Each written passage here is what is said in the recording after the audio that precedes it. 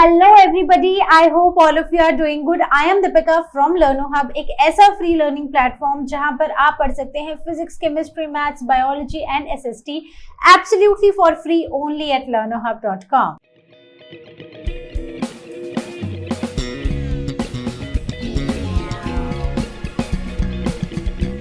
तो आज हम शुभारंभ करने जा रहे हैं आईसीएसई क्लास 6 ज्योग्राफी का और हमारा फर्स्ट चैप्टर है मैप्स एंड डायग्राम्स।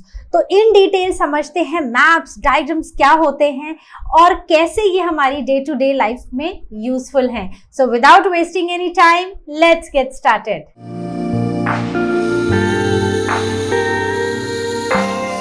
तो इमेजिन करो कि आप किसी नई जगह पर घूमने गए हो। अब वहां पर देखने के लिए क्या है और उन जगहों तक आप कैसे पहुंचोगे, आपको कुछ भी नहीं पता। आपको रोड्स का आइडिया नहीं है, आपको वहां की वेदर कंडीशन का, day to day weather condition का आइडिया नहीं है। तो आप क्या करते हो? आप मैप्स ओपन करते हो, राइट? आजकल तो हम सबके पास स्मार्टफोन्स है। स्मार्टफोन में मैप्स ओपन करके हम हर जगह को इजीली लोकेट कर पाते हैं। हम बस उस जगह का नाम डालते हैं और हमारे पास डायरेक्शंस आ जाती हैं। 2-3 रास्ते आ जाते हैं कि कहाँ से आप जा सकते हो और किस रास्ते से कितना टाइम लगेगा, किस रास्ते में कितना ट्रैफिक है, हर चीज हमें पता लग जाती है। तो अब बात इतनी है कि अगर आपको कहीं का वेदर जानना है तो आप क्या करोगे? आप वेदर मैप खोल लोगे। अगर आपको किसी सिटी में कहीं पर जाके खाना खाना है तो आप वहां के रेस्टोरेंट को ढूंढने के लिए सिटी का मैप ओपन करोगे। ऐसे हर चीज के लिए हम मैप्स का यूज करते हैं।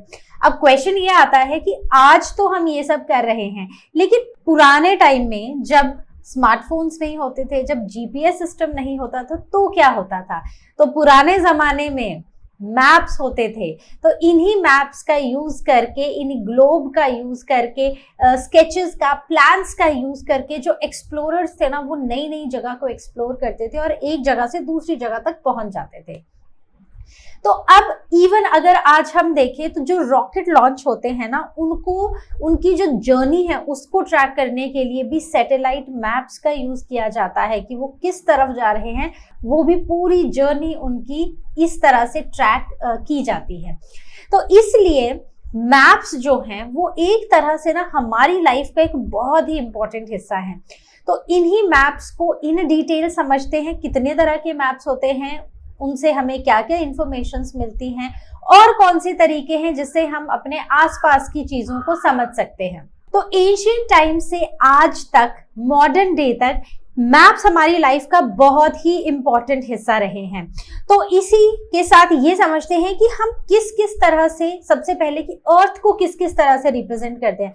क्योंकि जब मुझे जाना है अपने घर से एक अच्छे से रेस्टोरेंट तक लंच करने के लिए, ठीक है, तो मैं क्या करूंगी? मैं गूगल पर सर्च करूंगी कि अच्छे अच्छे रेस्टोरेंट कौन से हैं। जो मुझे नाम मिलेगा, जिसकी रेटिंग जितनी अच्छी होगी, कमेंट्स अच्छे होंगे, रिव्यूज अच्छे होंगे, मैं उसका नाम लेकर उसे गूगल मैप्स पे डालूंगी और गूगल मैप्स मुझे रास्ता दिखाएगा, राइट?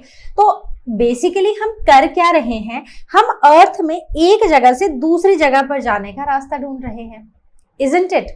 तो उसी तरह we are actually representing अर्थ का कोई हिस्सा या कोई छोटा सा हिस्सा या कोई लंबा सा डिस्टेंस, हर चीज के लिए हम अर्थ को बेसिकली इन सब मैप्स में, ग्लोब्स में हम अर्थ को ही रिप्रेजेंट कर रहे हैं। तो पहला क्वेश्चन है कि हम अर्थ को कैसे रिप्रेजेंट करते हैं। So there are various ways of representing earth. First one is, as we discussed, maps, then globes, sketches, plans and diagrams. बहुत सारे बच्चे ना इन तीनों में उनको लगता है कि ये 3 अलग अलग चीजें क्यों लिखी हैं, ये तो बिल्कुल एक जैसी हैं। तो अगर आप इनको जब पढ़ोगे ना, तब आपको पता चलेगा कि ये तीनों एक नहीं है। इन तीनों में बहुत ही छोटा छोटा छोटा डिफरेंस है। तो हम शुरू करते हैं इन सभी मेथड्स को पढ़ने के साथ। And let me tell you something कि हर मेथड का ना अपना एक डिसएडवांटेज है या अपना कोई एडवांटेज है। तो हर मेथड बहुत इंपॉर्टेंट है, उसने हमारी डे टू डे लाइफ में काफी ज्यादा इंपॉर्टेंट रोल प्ले किया है, लेकिन सब अपने एडवांटेजेस और डिसएडवांटेजेस के साथ चलते हैं। तो इस चैप्टर में हम यही समझने की कोशिश करेंगे कि मैप्स क्या हैं, अलग अलग तरह के मैप्स क्या हैं, प्लान्स, डायग्राम, स्केचेस क्या हैं, और कैसे इसने हमारा जो वर्ल्ड है उसको आज के टाइम में, इवन पुराने टाइम में भी और आज के टाइम में भी, कैसे इसने हमारे वर्ल्ड को शेप किया हुआ है। तो अब अगर हम देखें तो सबसे पहला जो हमारा टॉपिक आता है ना वो यही है, व्हाट इज अ मैप। तो मैप क्या है? एक प्लेन सा कागज है, ठीक है। तो अभी जैसे छोटे छोटे बच्चे वो मैप वाली गेम खेलते हैं तो वो क्या करते हैं, वो एक पेज लेते हैं, उसको फटाफट से ऐसे खोलते हैं कि ये हमारा मैप है। तो एक प्लेन पेज है, ठीक है, उसके ऊपर हमने कुछ ड्रॉ किया हुआ है। So basically map is a drawing of whole और a part of earth surface on a flat surface, ठीक है। तो मतलब कि ये एक प्लेन कागज है, प्लेन पेपर है, इस पेपर के ऊपर हमने या तो पूरे अर्थ को ड्रॉ कर दिया है या फिर अर्थ के कुछ हिस्से को ड्रॉ किया है, राइट, फ्लैट सरफेस पर। अदरवाइज अर्थ कैसा है? गोल है, पृथ्वी गोल है, लेकिन हमने उसको एक फ्लैट सरफेस पे ड्रॉ किया। Okay, now it is a symbolic representation drawn on paper. As we discussed, it provides information about Earth's surface in a simple and graphical manner. तो ये हमें बेसिकली अर्थ को एक सिंपल तरीके से और एक ग्राफिकल तरीके से समझने में हेल्प करता है। ओके, तो बेसिकली अर्थ को एक सिंपल तरीके से, क्लियर तरीके से रिप्रेजेंट करने में हमें मैप्स हेल्प करते हैं। और हर एक चीज को जैसे जैसे हम आगे बढ़ेंगे हम देखेंगे कि हर एक चीज को दिखाने का तरीका अलग है।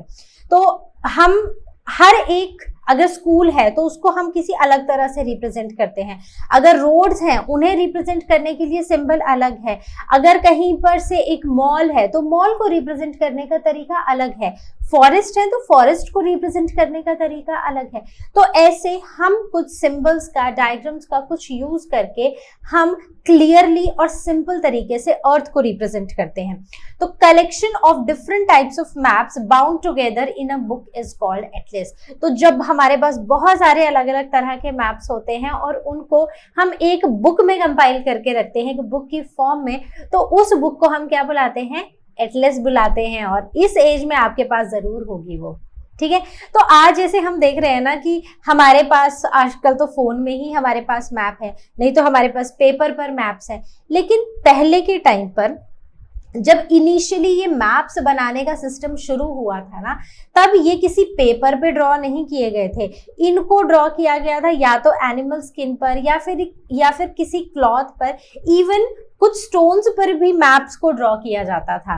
तो आज के टाइम में ज्यादा पोर्टेबल और इजी बनाने के लिए, मतलब उस टाइम एनिमल स्किन और क्लॉथ से निकलकर उसको पेपर में ड्रॉ किया गया। पेपर के बाद अब वो हमारे फोन्स में आ चुके हैं। Okay, so I hope this much is clear.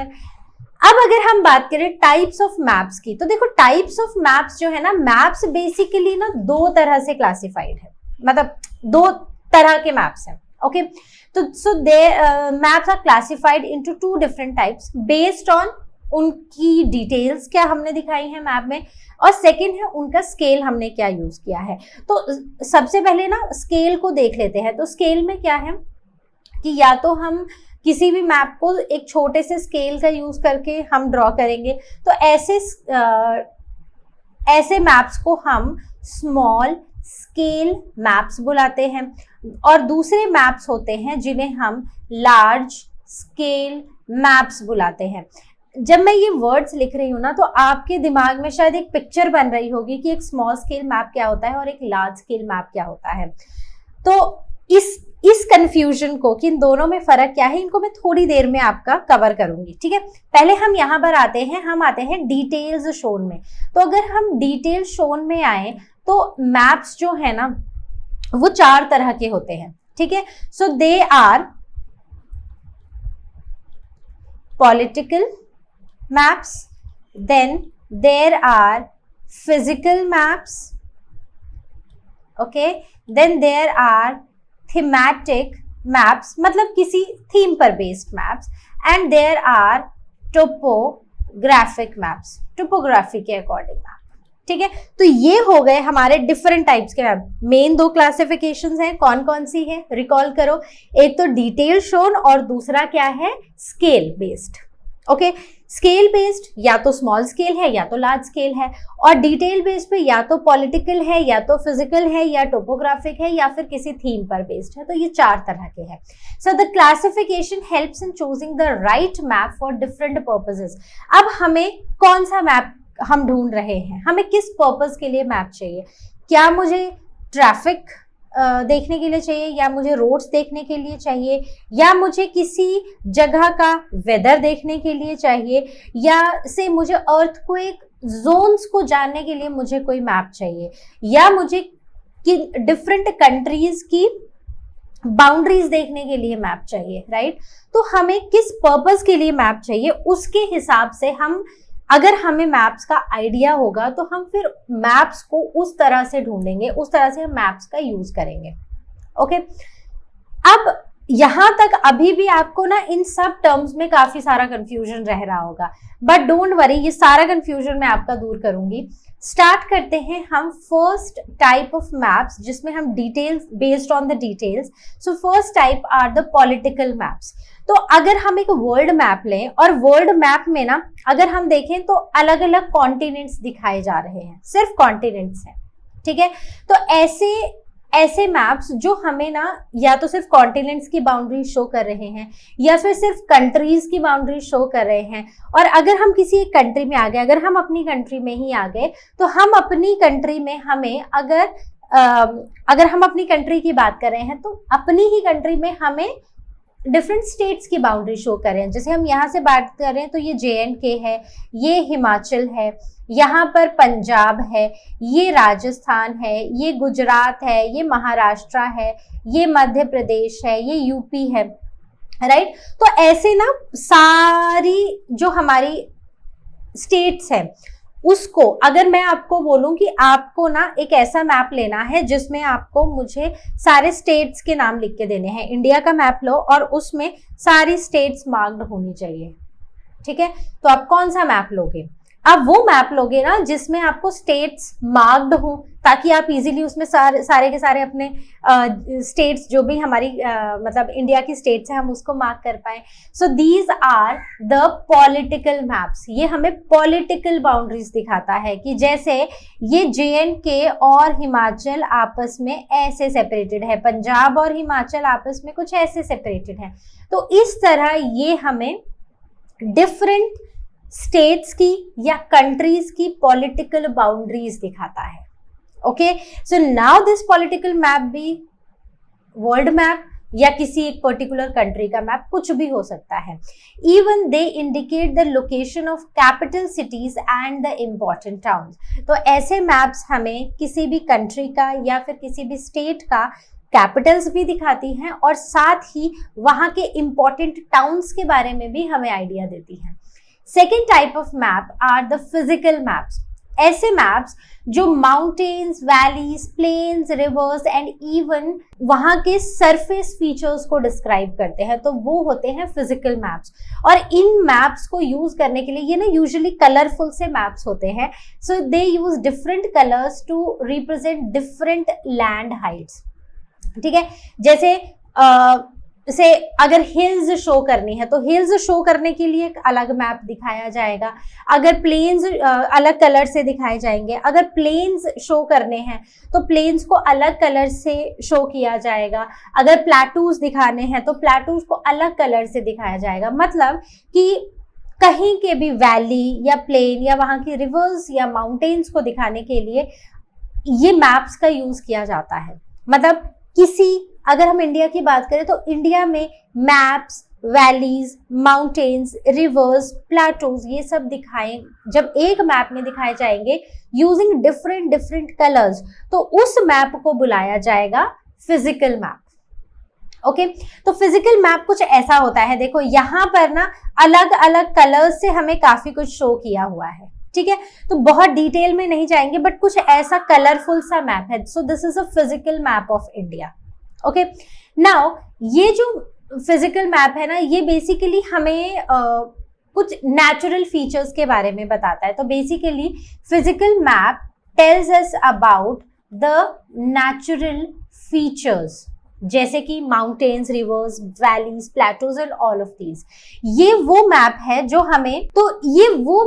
जो हमें किसी भी लोकेशन का या किसी कंट्री का या थ्रू आउट द वर्ल्ड हमें उस जगह की या किसी एक पार्ट की या थ्रू आउट द वर्ल्ड हमें ज्योग्राफी को समझने की कोशिश समझाने की कोशिश करता है। मतलब कि अगर मैं पूरा वर्ल्ड का मैप ले लूं और मैं उसमें माउंटेन्स को ब्राउन कलर से शो करूं, तो वो ब्राउन कलर कहाँ पर है? अब जैसे यहाँ पर देखो, यहाँ से शुरू हो रहा है ना और आगे तक जा रहा है, तो यहाँ पर क्या है? ये जो ब्राउन पोर्शन है ना, this is basically the mountain region. यहाँ पर है हिमालयाज, करेक्ट। तो अगर मैं वर्ल्ड मैप ले लूं और मैं वर्ल्ड मैप में जहां जहां माउंटेन्स हैं उनको ऐसे ब्राउन से शो करूं, तो इससे ना through out the world map मुझे ये देखने को मिलेगा कि कहाँ कहाँ हमें माउंटेन्स देखने को मिलती हैं। अगर मैं सारे प्लेन रीजन्स को से मैं ग्रीन से डिनोट करती हूँ, ग्रीन कलर से मार्क करती हूँ, तो मुझे पूरे वर्ल्ड मैप में ज्योग्राफी समझने में हेल्प मिलेगी कि अच्छा ये वो रीजन्स हैं जहां पर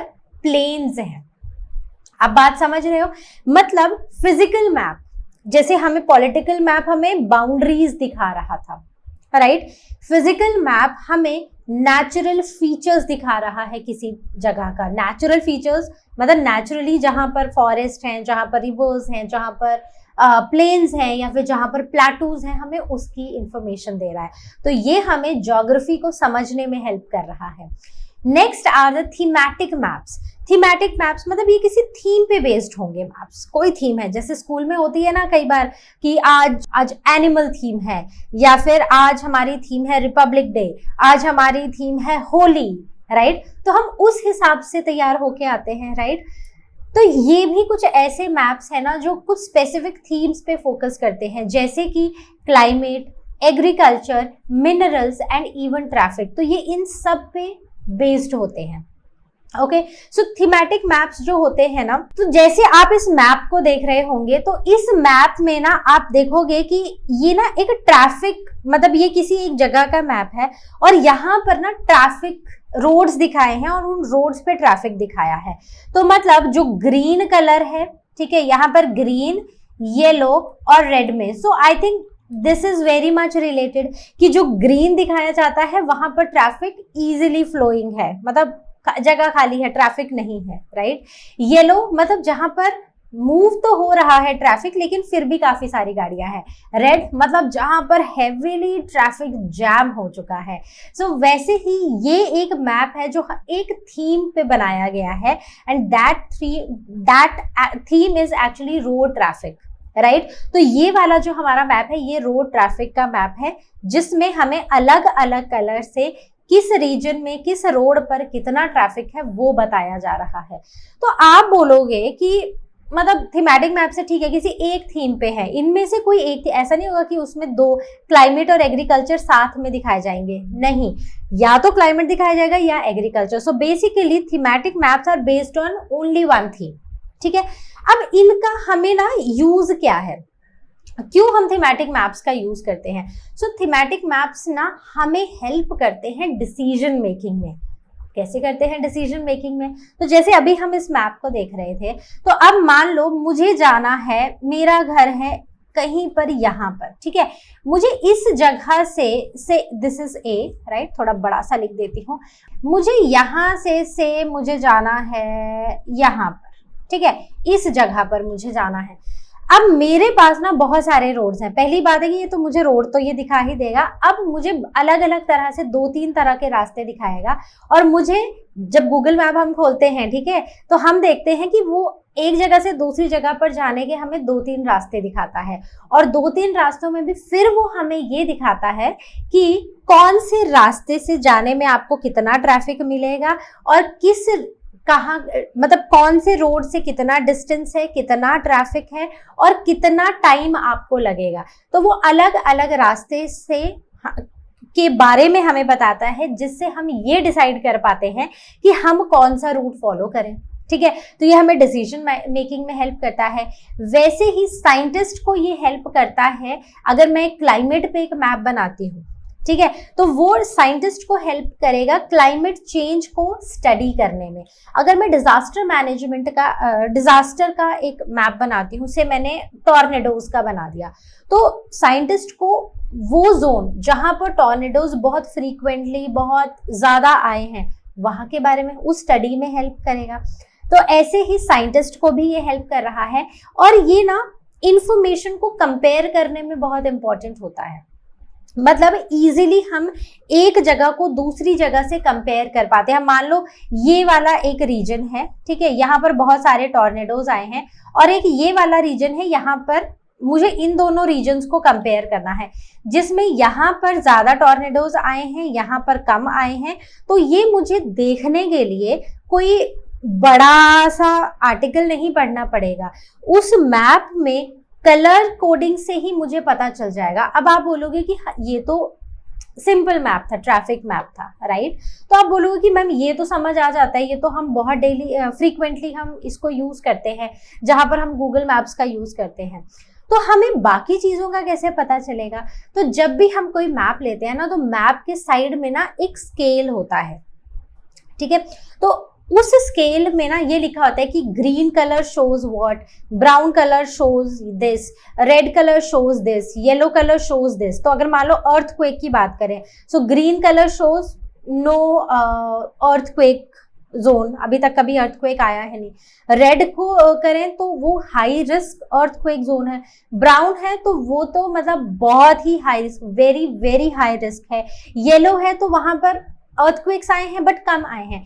इस तरह से कलर से ही आपको ये बता दिया जाता है कि जो यहाँ पर पूरे मैप में कलरिंग हुई है, वो कलर्स आपको क्या बता रहे हैं। तो उसके लिए भी आपको कोई लंबा सा बुक या आर्टिकल पढ़ने की जरूरत नहीं है, जस्ट उस मैप को अच्छे से स्टडी करना होता है।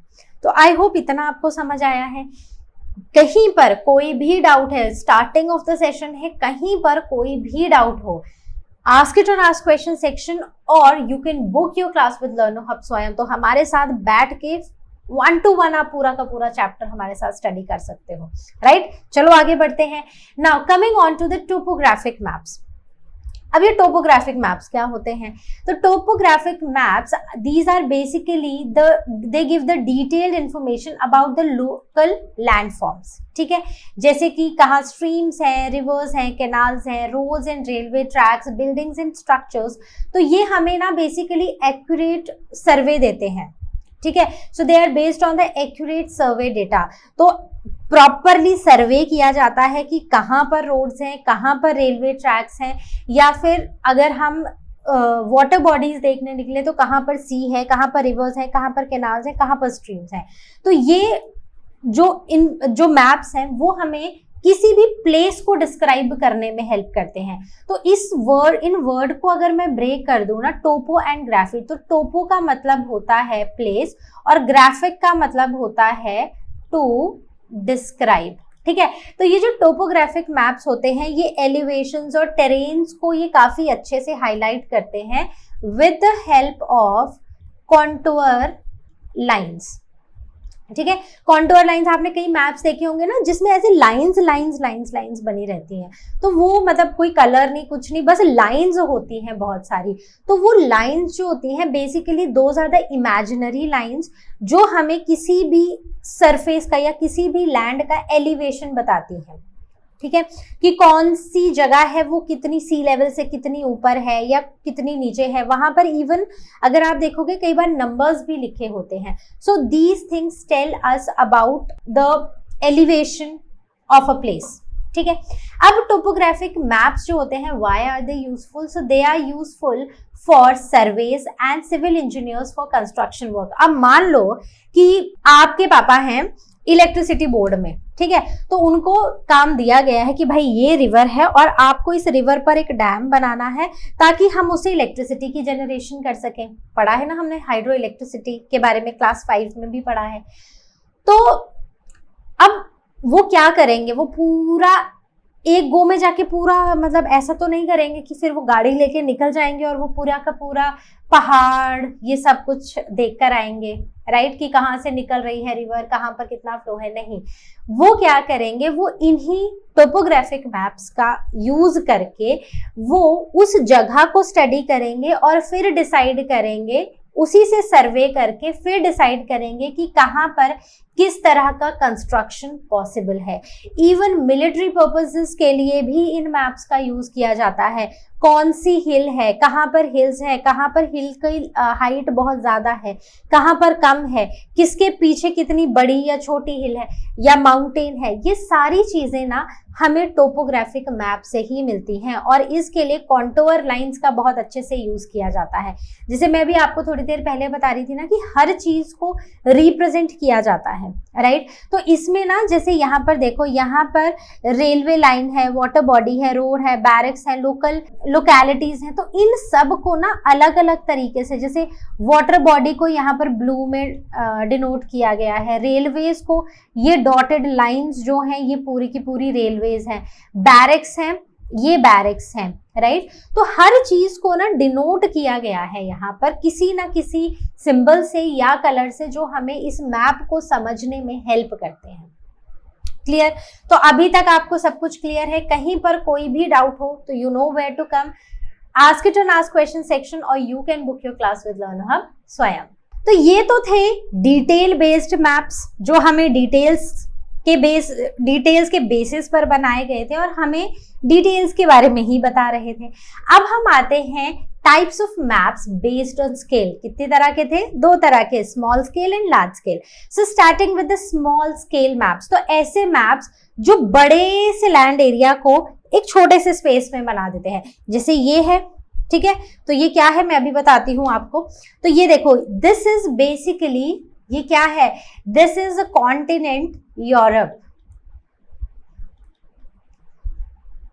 तो ये यूरोप कॉन्टिनेंट है। तो क्या आपको ऐसा लगता है कि यूरोप कॉन्टिनेंट इतना छोटा सा है? बिल्कुल नहीं है। तो यहाँ पर यूरोप कॉन्टिनेंट को एक छोटे से स्केल में समझा दिया गया है।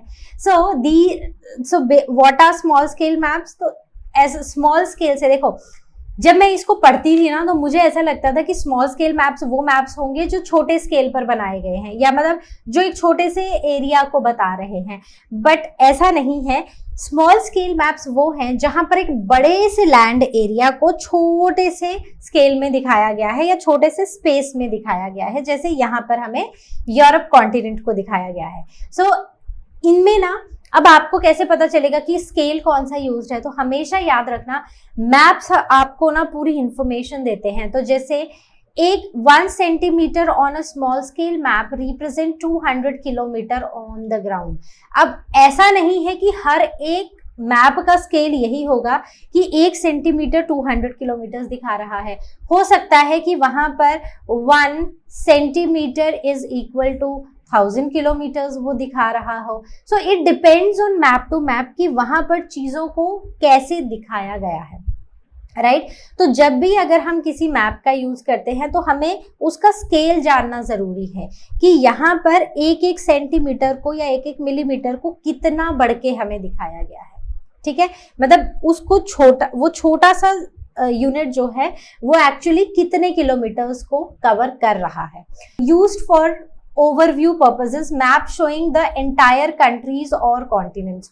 तो ये वो हैं जो एक ओवरव्यू के लिए। अब अगर मैं आपको बोलूं कि यूरोप कैसा दिखाई देता है तो आप बोलोगे कि मैम ऐसा। तो ये मैं आपको क्या दे रही हूँ? मैं आपको एक ओवरव्यू दे रही हूँ यूरोप का, कि यूरोप का जो लैंड एरिया है ना वो कुछ ऐसा है, ठीक है। तो ये एक ओवरव्यू के लिए एक मैप का यूज किया जा रहा है जो आपको सारी कंट्रीज आराम से, इसमें यूरोप की सारी कंट्रीज दिखाई जा रही हैं, पूरा का पूरा कॉन्टिनेंट आपको दिखाया जा रहा है। So there are less details and smaller features may not be clearly visible. तो अब इस मैप में क्या है, कंट्रीज आपको सारी दिखाई गई हैं, ठीक है।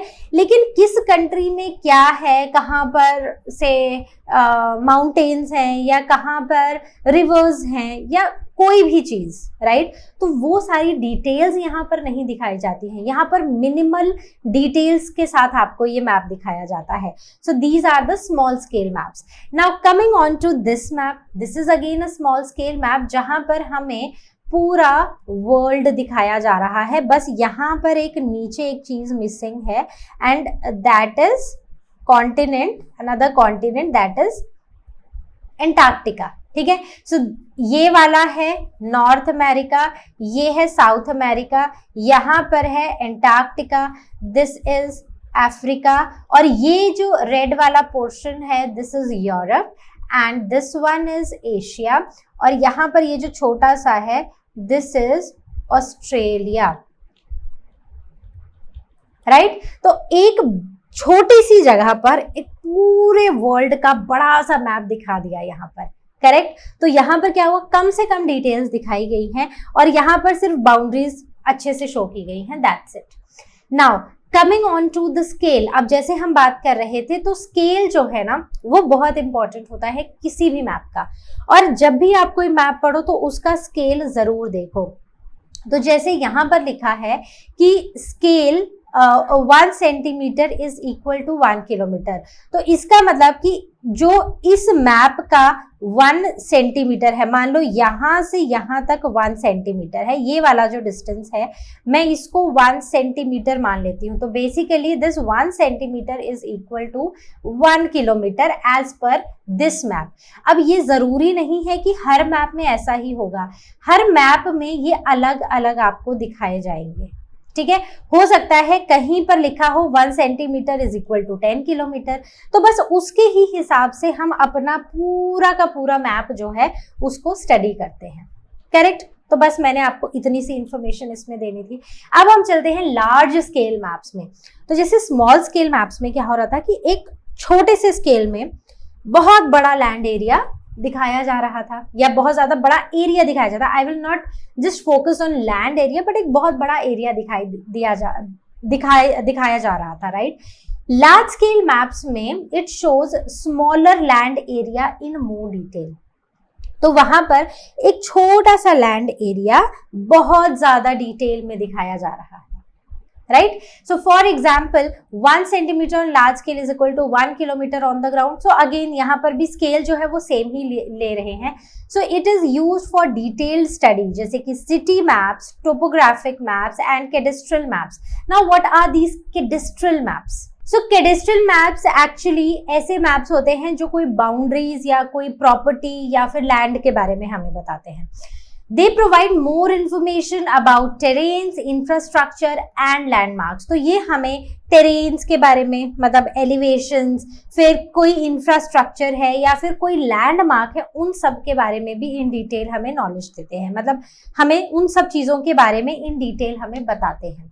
तो कुछ ऐसे होते हैं हमारे लार्ज स्केल मैप्स, मतलब एक छोटा सा एरिया ले लिया, जैसे आप मान लो कि आपके घर के अराउंड का एक छोटा सा एरिया ले लिया और उसको जूम करके देखा गया, ठीक है, उसको जूम करके बनाया गया। तो जैसे आप गूगल मैप खोलो और किसी भी एरिया को अगर आप देखना चाहो तो आप उस एरिया को ना जूम करते जाओ, ठीक है।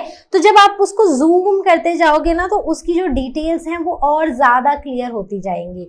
So that is a large scale map. Okay, तो आई होप आपको समझ आ गया है।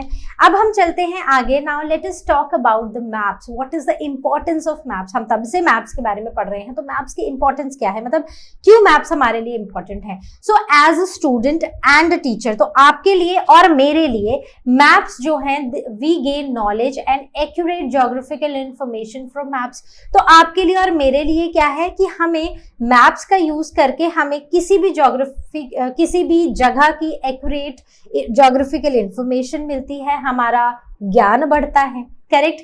नेविगेटर्स की बात करें तो वो मैप्स का यूज करते हैं to find the directions. Navigators कौन होते हैं? वो लोग जो शिप्स में, एयरक्राफ्ट्स में जाते हैं और वो एक तरह से उनका डायरेक्शंस देते हैं उनको एक जगह से दूसरी जगह जाने के लिए। सो दे आर द नेविगेटर, जो उनको नेविगेट करते हैं, राइट। सो वो उनको डायरेक्शंस फाइंड करने में मैप्स हेल्प करते हैं। Then town planners rely on maps for urban and transport planning. अब अगर हम देखें, अगर हमें कोई चीज, कोई एरिया है जहां पर हम चाह रहे हैं कि हम मॉल बना दें, ठीक है, तो मॉल बनाने के लिए हमें जगह चाहिए। अब वो जगह देखने के लिए मैं पूरी सिटी में तो नहीं घूमूंगी, राइट। तो मैं क्या करूंगी, सबसे पहले मैं उस सिटी का मैप लूंगी और वहां पर देखूंगी कहाँ कहाँ पर क्या है, ठीक है। फिर एक ऐसी हार्ड लोकेशन लूंगी जहां जो ना हर एक इंसान के लिए, जहां पर जगह भी हो और हर आसपास वाले लोगों के लिए एक्सेसिबल भी हो, और लोग वहां पर आ भी पाए आराम से ज्यादा लोग आए, और वहां पर अच्छे से खुले से मैं एक मॉल भी बना पाऊं। सो टाउन प्लानिंग में भी इन मैप्स का बहुत ही यूज होता है। Now coming on to the probability, so they are easy, sorry not probability but portability, मतलब पोर्ट करना, एक जगह से दूसरी जगह पर ले जाना। तो मैप अगर एक पेपर है, मैं आपको बोलूं कि ये इस जगह का मैप है और इसको यूज करके आपने एक जगह से दूसरी जगह पर जाना है, राइट। तो आप क्या करोगे, आप इजीली उसको फोल्ड करोगे, अपने बैग में डालोगे और निकल पड़ोगे, राइट। तो इनको कैरी करना भी इजी है and they are very very helpful for the travellers, ठीक है। चलो आगे बढ़ते हैं ना, सिंप्लिसिटी एंड क्लैरिटी। अब ये जो मैप्स है ना, they highlight the selective features rather than overcrowding unnecessary details. कोई भी मैप होता है ना, वो अननेसेसरी किसी भी डिटेल को नहीं दिखाता है। वहां पर जैसे अगर एक एरिया का अगर आप मैप देखते हो ना, आप गूगल मैप ही खोलो और वहां पर अगर आप एक एरिया का मैप देखो, तो उस एरिया में ना अगर आप एक टॉप व्यू देख रहे हो, मतलब जैसे आपने सिर्फ गूगल मैप खोला तो वो आपको जनरली अपनी लोकेशन दिखाता है। उस लोकेशन में भी ना वो काफी सारा आपको, मतलब ऐसे कुछ डब्बे लाइंस कुछ दिखाई दे रही होती हैं, लेकिन उसमें भी ना जो मार्क्ड चीजें होती हैं ना, वो बहुत ही कम होती हैं, राइट। तो वो आपको कोई लैंडमार्क्स दिखाएगा, करेक्ट। जैसे जैसे जूम करते जाओगे वैसे आप डीपर चलते जाओगे उस एरिया में, और वहां की चीजें आपको और क्लैरिटी से दिखाता रहेगा। तो बेसिकली कोई भी मैप कभी भी ओवरक्राउडिंग नहीं करता है डिटेल्स की। हर मैप में चीजों को सिंप्लिसिटी से हाईलाइट किया जाता है ताकि उनको सिंपल तरीके से और इजी तरीके से समझा जा सके। Then it makes it easier for people to understand and interpret information। तो information को निकालना और समझना लोगों के लिए बहुत ही इजी हो जाता है इन मैप से, कि अच्छा मुझे यहाँ से पेट्रोल पंप तक जाना है, तो पेट्रोल पंप तक जाने के लिए मतलब मैं अपने गेट से बाहर निकली, गेट से बाहर निकल के मैंने लेफ्ट ले लिया, लेफ्ट लेने के बाद मैं ऑलमोस्ट 1 किलोमीटर स्ट्रेट गई, फिर मैंने फिर से लेफ्ट ले लिया, राइट। और बस फिर 500 मीटर्स पे आगे पेट्रोल पंप आ गया। तो हमें चीजों को इजीली समझने में और इंटरप्रेट करने में भी बहुत इंपॉर्टेंट होता है। एंड इंटरप्रेट इंफॉर्मेशन, ठीक है, right. Now use of symbols and colours. तो जैसे हम बात कर रहे थे फिजिकल मैप में, हमने बात की थी ना कि सिंबल्स, साइंस, सिंबल्स और कलर्स का यूज किया जाता है किसी भी इंफॉर्मेशन को दिखाने के लिए। So this ensures clear and concise presentation with minimal misinterpretation. तो जैसे वहां पर लैंड फॉर्म्स को दिखाने के लिए अलग अलग कलर्स का हम डिस्कशन कर रहे थे, वैसे ही हर चीज को बहुत ही मिनिमल तरीके से मतलब क्लियर और कंसाइज प्रेजेंटेशन की जाती है ताकि कंफ्यूजन या मिसअंडरस्टैंडिंग जो है ना वो कम से कम रहे। तो मैप्स जो हैं वो हमेशा ही चीजों को क्लियरली, इजीली, सिंप्लीफाइड तरीके से हाईलाइट करते हैं। So let us now talk about the advantages and disadvantages of map. तो जब हमने पढ़ना शुरू किया था ना, मैंने आपको अलग अलग तरह के तरीके बताए थे जिससे हम अर्थ को रिप्रेजेंट करते हैं, और उस टाइम मैंने ये भी कहा था कि बहुत सारे तरीके हैं लेकिन हर एक के अपने एडवांटेजेस और अपने डिसएडवांटेजेस हैं। तो अगर हम मैप्स की बात करें ना, देखो हमने अभी पढ़ी इंपॉर्टेंस ऑफ मैप्स। तो इंपॉर्टेंस ऑफ मैप्स में हमने देखा कि they are easy to carry, portable है, correct. They show selected features avoiding the congestion. तो जब भी हम किसी मैप को देखते हैं ना, तो वो हमें कुछ सिलेक्टिव चीजें ही दिखाता है, और जो कन्फ्यूजन्स हैं, जो ओवर क्राउडिंग है किसी भी चीज की, उसको अवॉइड करता है। Correct. They use different science, symbols and colours for more clarity, so they are easy to understand with signs, symbols and colors. Correct. अब बात करते हैं डिसएडवांटेजेस की। बात ये है कि अर्थ का सरफेस जो है वो कर्व्ड है, right. So the curve surface of the earth can not be accurately represented on a flat surface. This is the first disadvantage. तो अब हम ग्लोब की बात करें, ग्लोब देखते हैं, गोल है, अर्थ गोल है, राइट, लेकिन हम उसको मैप्स के जरिए हम उसको एक फ्लैट सरफेस पे रिप्रेजेंट कर रहे हैं। तो ये देखा गया है कि जब भी हम किसी भी पार्ट को, या अगर हम अर्थ को एक फ्लैट सरफेस पे बना रहे हैं, तो चीजें जो है ना वो उतनी एक्यूरेटली नहीं रिप्रेजेंट की जाती हैं, हम कर पाते हैं। Okay, so the maps of large areas जैसे कि कॉन्टिनेंट्स या countries have some distortion in size, shape and distance. तो हमारे जो मैप्स हैं, जब हम पूरे कंट्री का या फिर एक कॉन्टिनेंट का या फिर हम वर्ल्ड का मैप बनाते हैं, तो जो हम उनकी बाउंड्रीज बनाते हैं ना, उनमें थोड़ा बहुत आगे पीछे तो वो रहती हैं, बिल्कुल एक्यूरेट और बिल्कुल सही परफेक्ट साइज हम नहीं बना पाते हैं। Then maps provide limited information in a small scale. तो छोटे से स्केल पे वो हमें एक लिमिटेड इंफॉर्मेशन दिखा रहा है। देखो, जब मुझे लिमिटेड चाहिए तब तो वो मेरे लिए एडवांटेजेस है, लेकिन जब मुझे डिटेल्ड इंफॉर्मेशन चाहिए तो उस केस में जो मैप्स है ना वो मुझे इंफॉर्मेशन मेरे हिसाब से कम दे रहे हैं। So that is a disadvantage. Okay, so this was all from our today's session. I hope you understood this chapter. कोई भी डाउट हो, आप सबको पता है, या तो आस्क क्वेश्चन सेक्शन में पूछना है या फिर लर्नो हब स्वयं के साथ क्लास बुक कर लेनी है। सेशन का बिगिनिंग है, कोई भी डाउट किसी भी चैप्टर में नहीं रखना है। So I'll see you next time. Till then you all take care and as you all know, लर्नो hub मतलब फ्री है पर बेस्ट है।